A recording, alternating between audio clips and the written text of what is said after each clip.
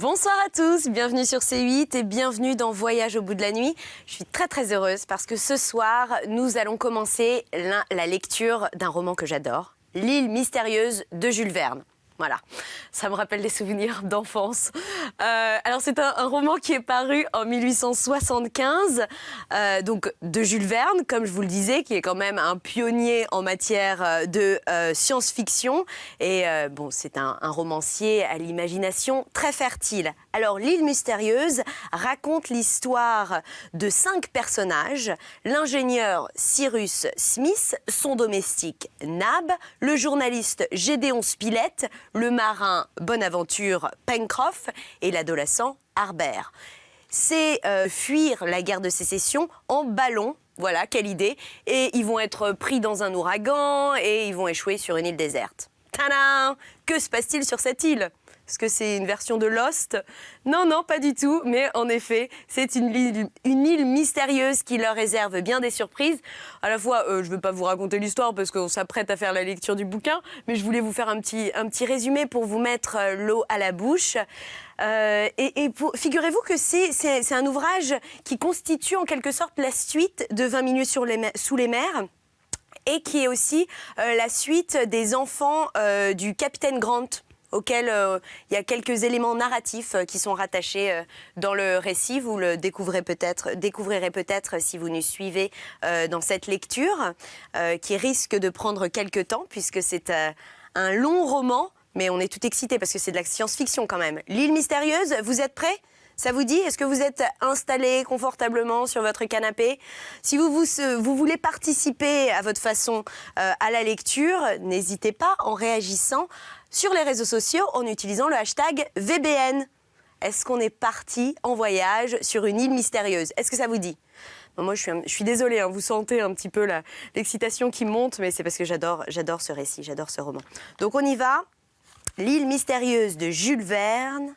Un roman paru en 1875, écrit par le maître de la science-fiction. C'est parti.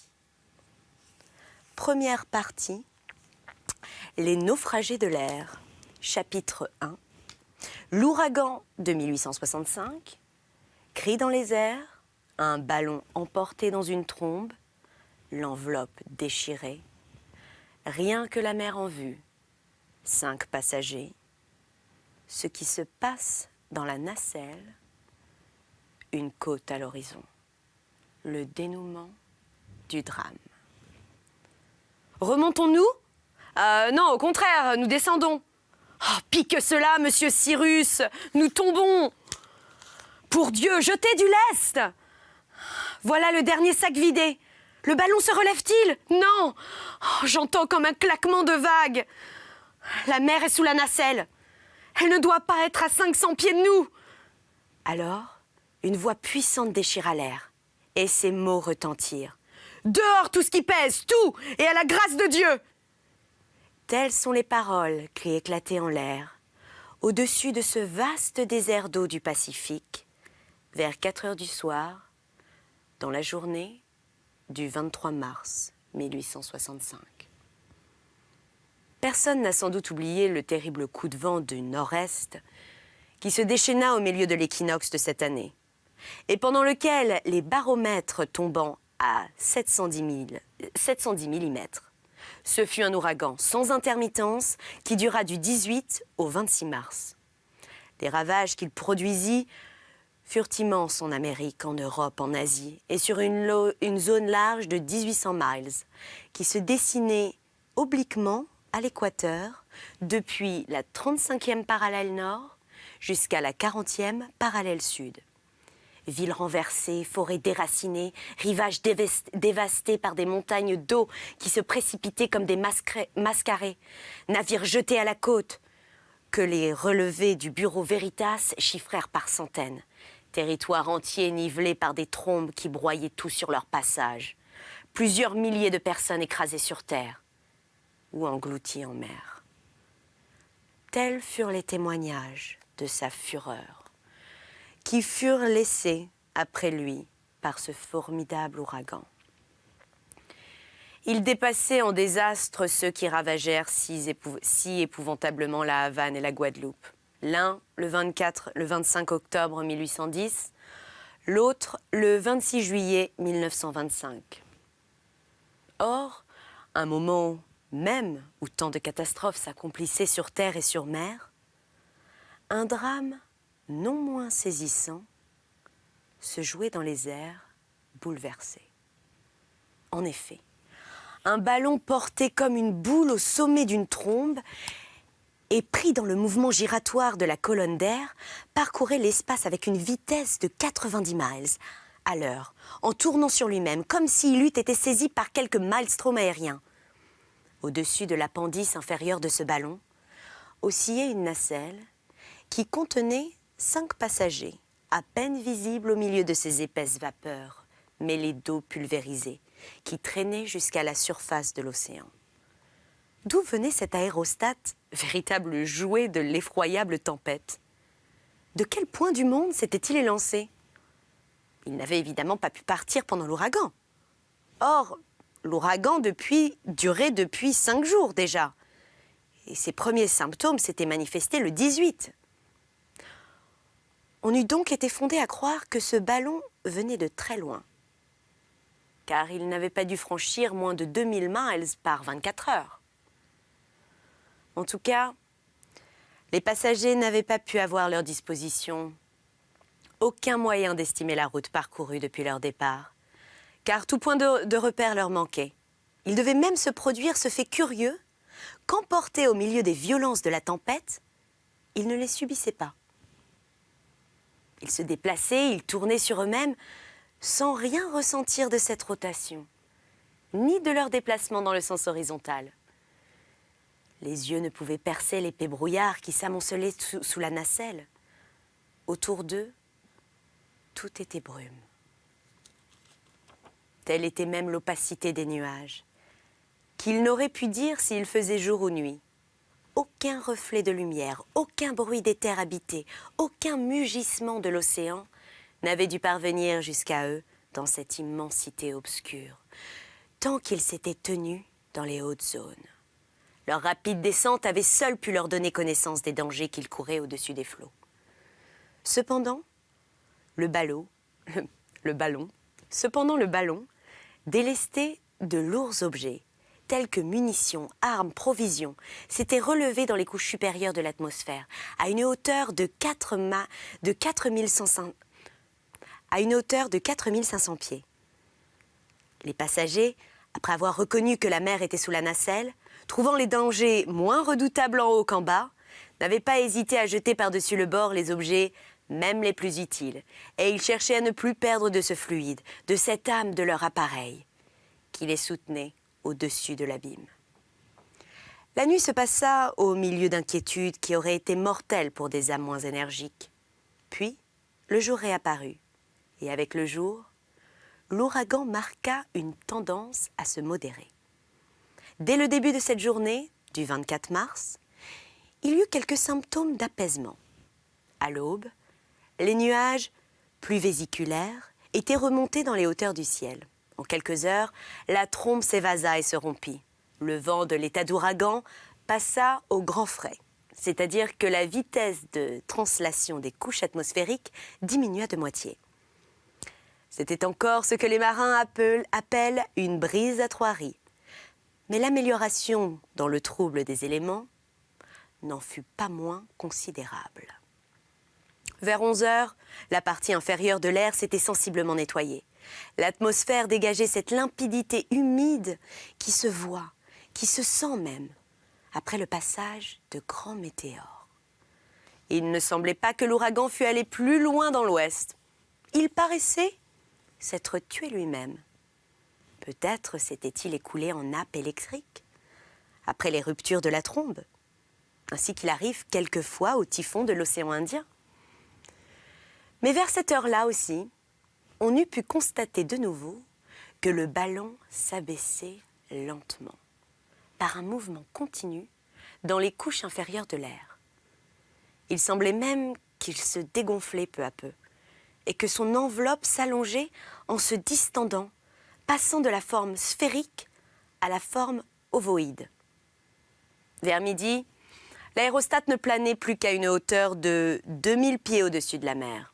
Il jaugeait 50 000 pieds cubes et grâce à sa capacité, il avait évidemment pu se maintenir longtemps dans l'air. Soit qu'il eût atteint de grandes altitudes, soit qu'il se fût déplacé suivant une direction horizontale.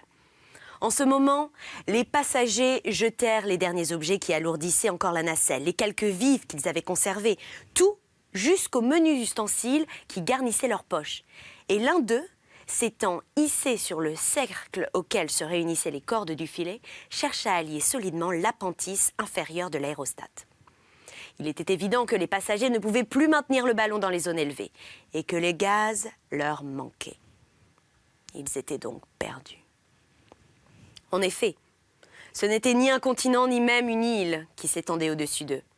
L'espace n'offrait pas un seul point d'atterrissement, pas une surface solide sur laquelle leur ancre peut mordre. C'était l'immense mer dont les flots se heurtaient encore avec une incomparable violence. C'était l'océan sans limite visible, même pour eux, qui dominait de haut et dont les regards s'étendaient alors sur un rayon de 40 miles.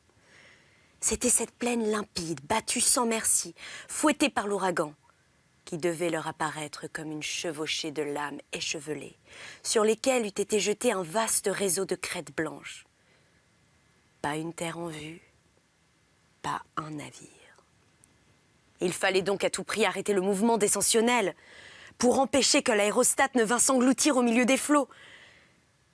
Et c'était évidemment à cette urgente opération que s'employaient les passagers de la nacelle. Mais malgré leurs efforts, le ballon s'abaissait toujours, en même temps qu'il se déplaçait avec une extrême vitesse, suivant la direction du vent, c'est-à-dire du nord-est au sud-ouest. Situation terrible que celle de ces infortunés. Ils n'étaient évidemment plus maîtres de l'aérostat. Leur tentative ne pouvait aboutir. L'enveloppe du ballon se dégonflait de plus en plus. Le fluide s'échappait sans qu'il fût aucunement possible de le retenir.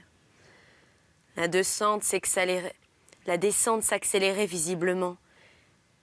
Et 1 heure après midi, la nacelle n'était pas suspendue à plus de 600 pieds au-dessus de l'océan. C'est qu'en effet, il était impossible d'empêcher la fuite du gaz qui s'échappait librement par une déchirure de l'appareil. En allégeant la nacelle de tous les objets qu'elle contenait, les passagers avaient pu prolonger pendant quelques heures leur suspension dans l'air. Mais l'inévitable catastrophe ne pouvait être que retardée. Et si quelque terre ne se montrait pas avant la nuit, passagers, nacelle et ballon auraient définitivement disparu dans les flots. La seule manœuvre qu'il eut à faire encore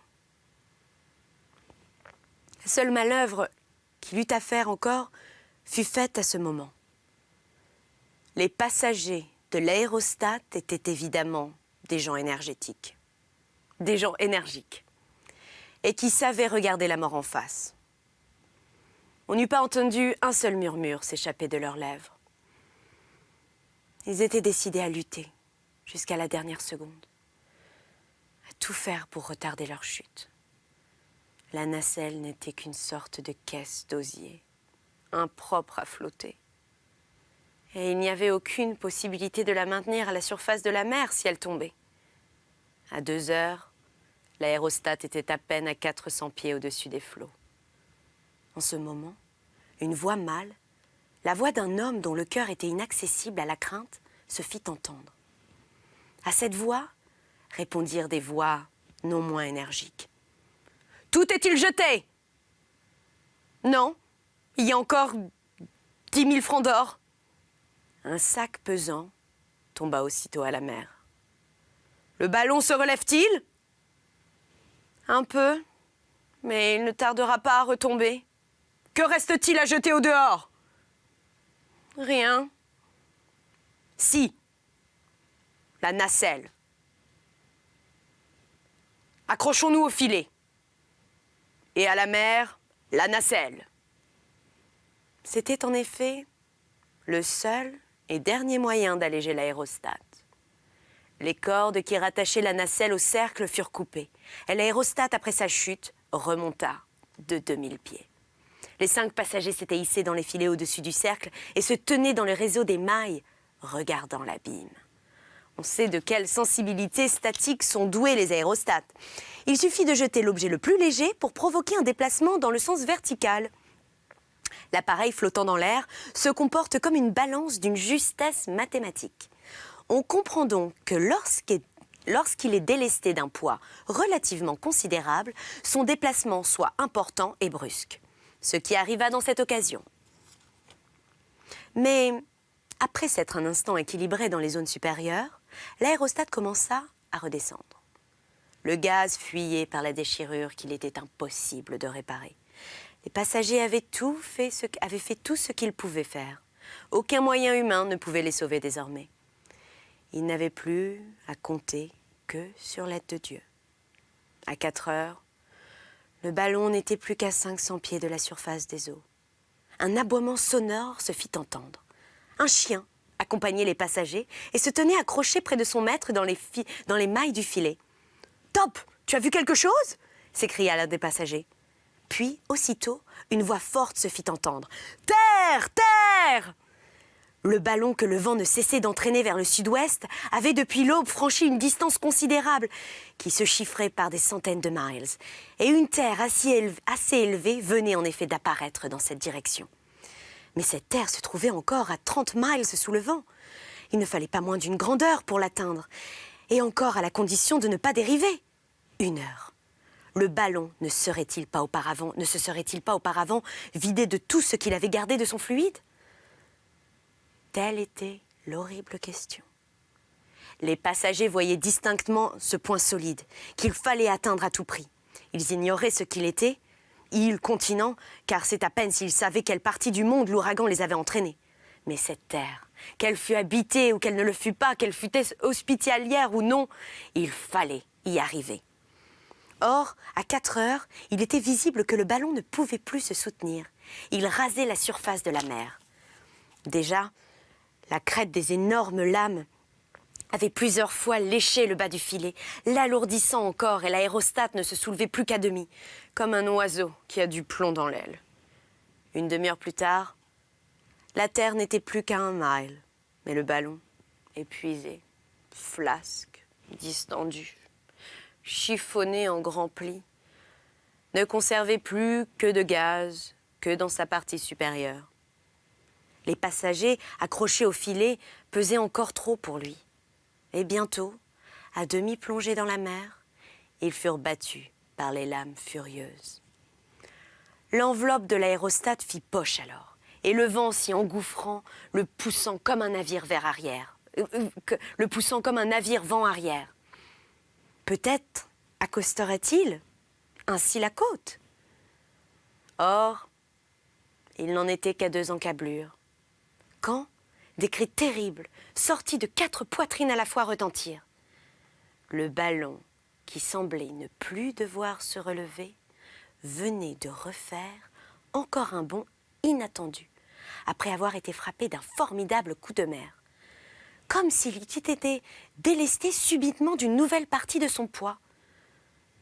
Il remonta à une hauteur de 1500 pieds, et là, il rencontra une sorte de remous du vent qui, au lieu de le porter directement à la côte, le fit suivre une direction presque parallèle.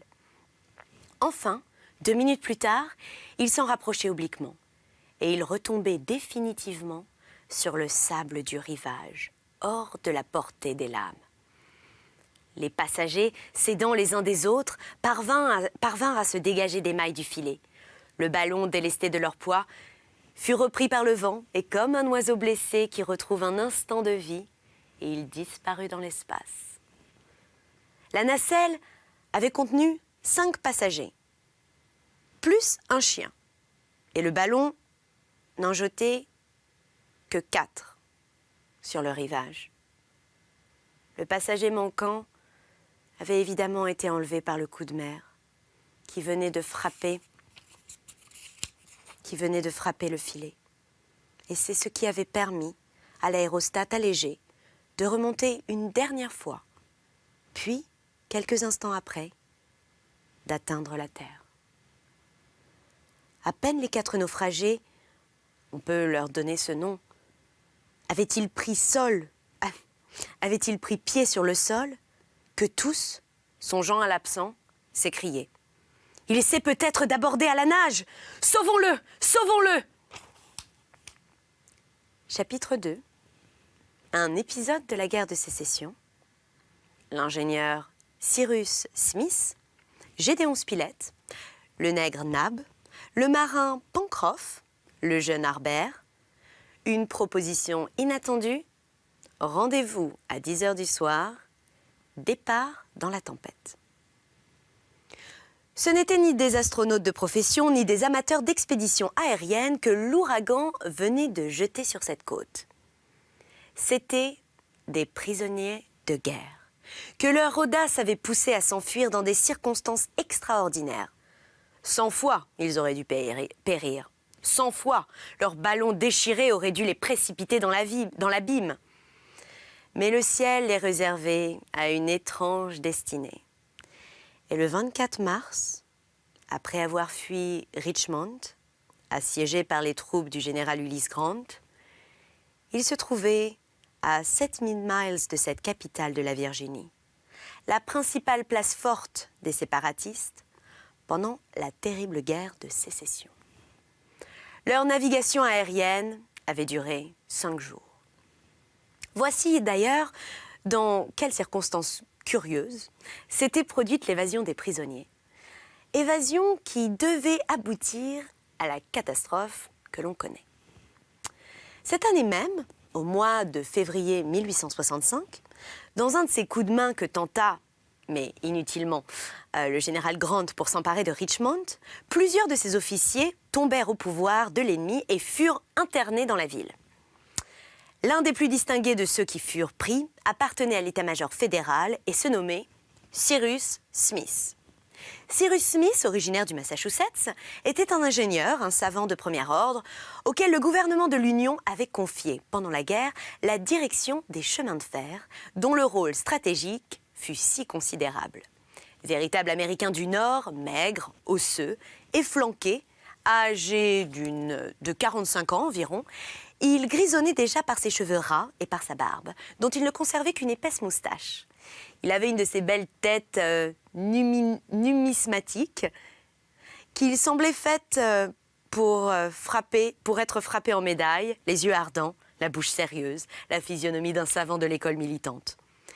C'était un de ces ingénieurs qui ont voulu commencer par manier le marteau et le pic, comme ces généreux qui ont voulu débuter simples soldats. Comme ces généraux, excusez-moi, qui ont voulu débuter simples soldats. Si je dis le mot généreux, ça ne veut plus rien dire. Donc c'est les généraux dont on parle. On reprend le récit, pardon. Aussi, en même temps que l'ingéniosité de l'esprit, possédait-il la suprême habileté des mains. Ses muscles présentaient de remarquables symptômes de tonicité.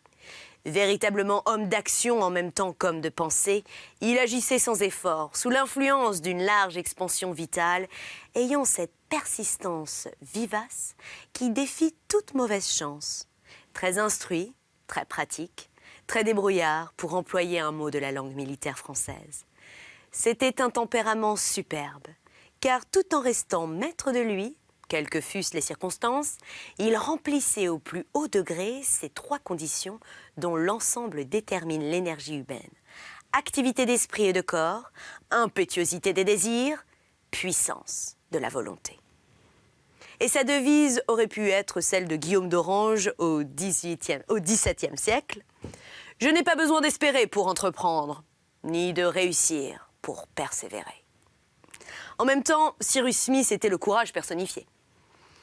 Il avait été de toutes les batailles pendant cette guerre de sécession. Après avoir commencé sous Ulysse Grant dans les volontaires de l'Illinois, il s'était battu à Paducah, à Belmont, à Pittsburgh Landing, au siège de Corinthe, au port Gibson, à la rivière Noire, à Chattanooga, à Wilderness, sur le Potomac, partout et vaillamment, en soldat digne du général qui répondait « Je ne compte jamais mes morts ». Et 100 fois, Cyrus Smith aurait dû être au nombre de ceux-là. que ne comptait pas le terrible Grant. Mais dans ces combats, où il ne s'épargnait guère, la chance le favorisa toujours, jusqu'au moment où il fut blessé et pris sur le champ de bataille de Richmond. En même temps que Cyrus Smith, et le même jour un autre personnage important tombé au pouvoir des sudistes. Ce n'était rien moins que l'honorable Gédéon Spilett, reporter du New York Herald, qui avait été chargé de suivre les péripéties de la guerre au milieu des armées du Nord. Gédéon Spilett était de la race de ces étonnants chroniqueurs anglais ou américains, des Stanley et autres, qui ne reculent devant rien pour obtenir une information exacte et pour la transmettre à leur journal dans les plus brefs délais. Les journaux de l'Union, tels que le New York Herald, forment de véritables puissances et leurs délégués sont des représentants avec lesquels on compte. Gédéon Spilett, marqué au premier rang de ces délégués. Homme de grand mérite, énergique, prompt et prêt à tout, plein d'idées, ayant couru le monde entier, soldat et artiste, bouillant dans le conseil, résolu dans l'action, ne comptant ni peine, ni fatigue, ni danger, quand il s'agissait de tout savoir, pour lui d'abord et pour son journal ensuite. Véritable héros de la curiosité, de l'information, de l'inédit, de l'inconnu, de l'impossible. C'était un de ces intrépides observateurs qui écrivent sous les balles, chroniquent sous les boulets, et pour lesquels tous les périls sont des bonnes fortunes. Lui aussi avait été de toutes les batailles. Au premier rang, revolver d'une main, carnet de l'autre, et la mitraille ne faisait pas trembler son crayon. Il ne fatiguait pas les fils de télégrammes incessants, comme ceux qui parlent alors qu'ils n'ont rien à dire. Mais chacune de ses notes, courte, nette, claire, portait la lumière sur un point important. D'ailleurs, l'humour ne lui manquait pas. Ce fut lui qui, après l'affaire de la Rivière Noire, voulant à tout prix conserver sa place au guichet du bureau télégraphique, afin d'annoncer à son journal le résultat de la bataille, télégraphia pendant 2 heures les premiers chapitres de la Bible. Il en compta 2000 $ au New York Herald, mais le New York Herald fut le premier informé. Gédéon Spilett était de haute taille. Il avait 40 ans au plus. Des favoris blonds tirant sur le rouge encadraient sa figure. Son œil était calme, vif, rapide dans ses déplacements. C'était l'œil d'un homme qui a l'habitude de percevoir vite tous les détails d'un horizon. Solidement bâti, il s'était trempé dans tous les climats, comme une barre d'acier dans l'eau froide. Depuis 10 ans, Gédéon Spilett était le reporter attitré du New York Herald, qu'il enrichissait de ses chroniques et de ses dessins, car il maniait aussi bien le crayon que la plume. Lorsqu'il fut pris, il était en train de faire la description et le croquis de la bataille. Les derniers mots relevés sur son carnet furent ceux-ci. « Un sudiste me couche en joue. » Et Gédéon Spilett fut manqué, car, suivant son invariable habitude, il se tira de cette affaire sans une égratignure. Cyrus Smith et Gédéon Spilett, qui ne se connaissaient pas, si ce n'est de réputation, avaient été tous les deux transportés à Richmond. L'ingénieur guérit rapidement de sa blessure, et c'est fut pendant sa convalescence qu'il fit connaissance du reporter. Ces 2 hommes se plurent et apprirent à s'apprécier. Bientôt, leur vie commune n'eut plus qu'un but, s'enfuir, rejoindre l'armée de Grant et combattre encore dans ses rangs pour l'unité fédérale. Les 2 Américains étaient donc décidés à profiter de toute occasion. Mais bien qu'ils eussent été laissés libres dans la ville, Richmond était si sévèrement gardée qu'une évasion devait être regardée comme impossible. Sur ces entrefaites, Cyrus Smith fut rejoint par un serviteur qui lui était dévoué à la vie, à la mort. Cet intrépide était un nègre, né sur le domaine de l'ingénieur, d'un père et d'une mère esclaves, mais que depuis peu, Cyrus Smith, abolitionniste de raison et de cœur, avait affranchi. L'esclave, devenu libre, n'avait pas voulu quitter son maître. Il l'aimait à mourir pour lui. C'était un garçon de 30 ans, vigoureux, agile, adroit, intelligent, doux et calme, parfois naïf, toujours souriant, serviable et bon. Il se nommait Nabuchodonosor. Nabuchodonosor. Voilà, je répète un petit peu le prénom pour que on s'entraîne ensemble. Voilà. Continuons notre récit. Il se nommait Nabuchodonosor, mais il ne répondait qu'à l'appellation abréviative et familière de Nab.